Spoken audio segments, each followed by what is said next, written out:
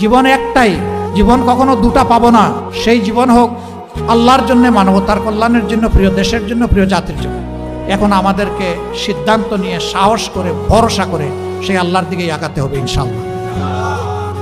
আর কাউকে পরোয়া করবো না ইনশাআল্লাহ। আপনারা দোয়া করবেন। অনেকে বলে যে আপনার সিকিউরিটি দরকার, বুলেট প্রুফ একটা গাড়ি দরকার। আমি বলি যে আল্লাহ তাআলার কাছেই আমি বুলেট প্রুফ নিরাপত্তা চাই, আর কারো কাছে চাই না। আমার যেদিন ডাক এসে যাবে কেউ আমাকে এখানে আর এক সেকেন্ডও রাখতে পারবে না। আর যতদিন আল্লাহ আমার হায়াত রেখেছেন কেউ আমাকে এই দুনিয়া থেকে উঠাই ফেলতে পারবে না। সুতরাং আপনারা দোয়া করবেন। এ লড়াই চলবে ইনশাআল্লাহ। এ লড়াই আমরা বন্ধ করব না ইনশাআল্লাহ। এ পথে আমরা থামবো না ইনশাআল্লাহ। আমাদের সামনে হিমালয় পর্বত দাঁড়ায় গেলেও আল্লাহ তাআলার শক্তির সাহায্যে সেই হিমালয় পর্বত আপনাদেরকে, জাতিকে সাথে নিয়ে ইনশাআল্লাহ আমরা টপকাবো।